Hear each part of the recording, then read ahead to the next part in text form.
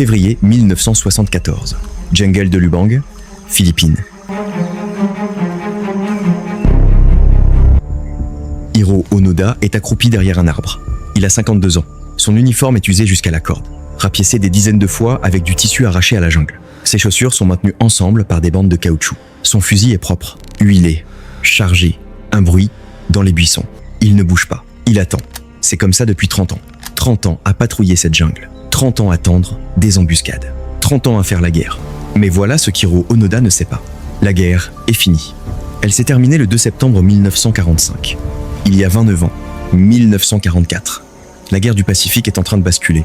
Les États-Unis avancent île par île, remontant vers le Japon. Chaque bataille est un massacre. Guadalcanal, Tarawa, Saipan. 100 000 soldats japonais morts en moins d'1 an. À Tokyo, l'armée impériale comprend que le temps joue contre elle. Elle décide de changer de stratégie. Des unités de guérilla, des officiers capables de se battre seuls, sans ravitaillement, sans ordre régulier, des hommes formés pour tenir le terrain même après la défaite officielle. Hiro Onoda a 22 ans. Il vient d'une famille militaire, discipliné depuis l'enfance, loyal jusqu'à la moelle, exactement ce que l'armée cherche. Il est envoyé à l'école de renseignement de Nakano, formation d'élite, top secret. On lui apprend à survivre dans la jungle, à mener des opérations de sabotage, à résister à la torture. Et surtout, on lui apprend une chose, ne jamais se rendre. Il reçoit ses ordres directement du major Yoshimi Taniguchi. Tu partiras sur l'île de Lubang, aux Philippines. Tu y mèneras des opérations de guérilla contre les forces américaines et philippines. Tu ne te rendras jamais. Tu attendras mes ordres. Une phrase résonne plus fort que les autres. Quelle que soit la situation, continue à te battre. Hiro acquiesce. Il ne sait pas encore que ces mots vont gouverner les 30 prochaines années de sa vie. Décembre 1944. Hiro débarque sur l'île de Lubang avec une unité de 4 hommes. L'île est petite. 50 km² de jungle dense. Des villages de pêcheurs, des rizières, des collines couvertes d'arbres. Sa mission est claire. Détruire les infrastructures. Couper les lignes de ravitaillement américaines. Tenir l'île coûte que coûte. Les premiers mois se passent comme prévu. Ils attaquent, disparaissent, réapparaissent ailleurs. Personne ne peut les attraper. Ou 1945. Une bombe tombe sur Hiroshima. 100 000 morts en un instant. 3 jours plus tard, une deuxième bombe. Nagasaki. Le 2 septembre 1945, le Japon capitule. La Seconde Guerre mondiale est officiellement terminée. Mais dans la jungle de Lubang, Hiro Onoda n'a reçu aucun ordre, aucun message, aucun signal. Quelques semaines plus tard, des tracts tombent du ciel, lâchés depuis un avion philippin au-dessus de la forêt. La guerre est finie. Rendez-vous immédiatement. Vous serez traité avec respect. Hiro en ramasse un, il le lit lentement, puis il le froisse. Propagande ennemie.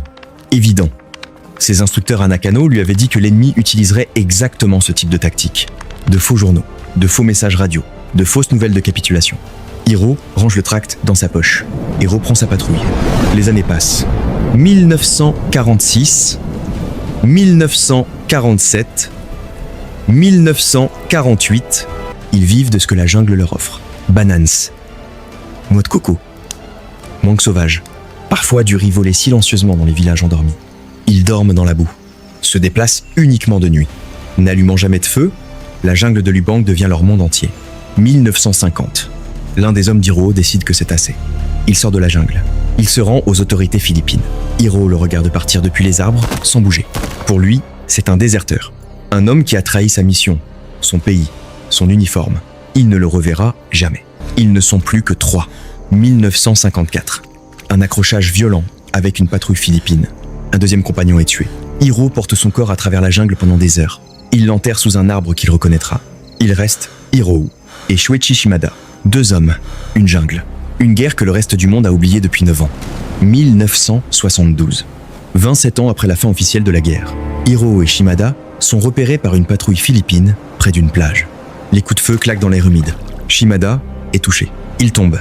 Hiro le traîne derrière lui aussi loin qu'il peut. Mais la blessure est trop grave. Shimada meurt dans la nuit. Hiro l'enterre seul. La jungle est silencieuse. Il est maintenant complètement seul. Depuis 27 ans dans cette jungle, il n'a pas eu une seule conversation normale. Pas entendu de musique, pas vu un visage ami, pas dormi dans un lit, mais ses ordres sont clairs. Continue à te battre. Et Hiro continue. Il attaque des patrouilles. Il sabote des stocks de nourriture. Il disparaît dans la jungle avant que quiconque puisse réagir. Pour les habitants de Lubang, il est une légende terrifiante. Un fantôme en uniforme. Un homme que personne ne peut arrêter. Les autorités philippines ont organisé des opérations spéciales pour le capturer. Des dizaines de soldats entraient dans la jungle. Hiro leur échappait à chaque fois. Il connaissait chaque arbre, chaque sentier, chaque piège naturel. Cette jungle était devenue son royaume. Le gouvernement japonais ne sait plus quoi faire. En 1959, il l'avait officiellement déclaré mort. Mais les attaques sur l'île continuaient. Ils envoient des avions larguer des tracts avec des messages personnels, des lettres de sa famille, la voix enregistrée de sa mère, de son frère, de sa sœur. Hiro les lit. Il les écoute. Il s'arrête quelques instants. Puis, il range les messages dans sa poche et reprend sa patrouille. Un piège. Tout ça n'est qu'un piège. Février 1974. Norio Suzuki a 23 ans. C'est un jeune aventurier japonais avec une liste de missions impossibles. Trouver le panda géant, trouver le Yeti et trouver Hiro Onoda. Ses amis ont ri. Onoda est mort depuis 20 ans, lui ont-ils dit. Norio est quand même parti. Il entre dans la jungle de Lubang. Seul, sans armes, sans escorte. Juste un sac à dos et une conviction absolue. 3 jours plus tard, il trouve Hiro. Les deux hommes se regardent. Hiro a le fusil pointé. Norio lève les mains lentement. Je suis japonais. Je ne suis pas un ennemi. Hiro ne bouge pas. Norio parle. Il parle du Japon moderne, de Tokyo reconstruite, des gratte-ciel, des autoroutes, des Jeux Olympiques de 1964, du bullet train qui traverse le pays à 200 km/h. Hiro écoute en silence. Puis Norio dit les mots « La guerre est finie, Onoda-san. Depuis 1945. » Long silence. Les oiseaux dans les arbres, le vent dans les feuilles. Hiro baisse légèrement son fusil. Mais dans sa tête, la réponse est immédiate. Il n'a pas reçu d'ordre. Pas du major Taniguchi. Pas de ses supérieurs directs. Tant qu'il n'a pas reçu l'ordre officiel, il ne peut pas se rendre. C'est aussi simple que ça. Norio repart au Japon. Il retrouve le major Taniguchi, 65 ans, retraité. Il tient une librairie tranquille à Tokyo. Norio lui explique tout. Taniguchi comprend. Il repart avec Norio pour Lubang. 9 mars 1974. Jungle de l'île de Lubang. Le major Yoshimi Taniguchi se tient face à Hiro Onoda. 30 ans se sont écoulés depuis la dernière fois qu'ils se sont vus. Taniguchi sort un document officiel. Il lit à voix haute. Par ordre des forces armées impériales japonaises, toutes les opérations militaires sont officiellement terminées. Soldat Hiro Onoda, tu es relevé de ton poste. Hiro Onoda ne bouge pas. Puis lentement, il retire le chargeur de son fusil. Il pose l'arme au sol. Il est en larmes. Pas de soulagement, pas de joie, de la honte.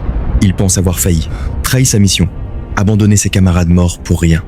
Ce qu'il ne comprend pas encore, c'est que le monde entier le regarde et que personne ne voit un traître. Le président Philippin Marcos lui accorde un pardon présidentiel pour tous les actes commis pendant ses 30 années de guérilla. Il lui rend son arme en signe de respect. Au Japon, il est reçu comme une légende nationale. Mais Hiro ne supporte pas le Japon moderne. Trop bruyant, trop rapide, trop différent du monde qu'il a connu. Il part vivre au Brésil. Il élève du bétail dans la pampa. Il fonde une école de survie pour les jeunes japonais. À la fin de sa vie, il revient au Japon. Il meurt le 16 janvier 2014. Il avait 91 ans. Hiro Onoda a mené une guerre solitaire pendant 29 ans, 10 mois et 16 jours.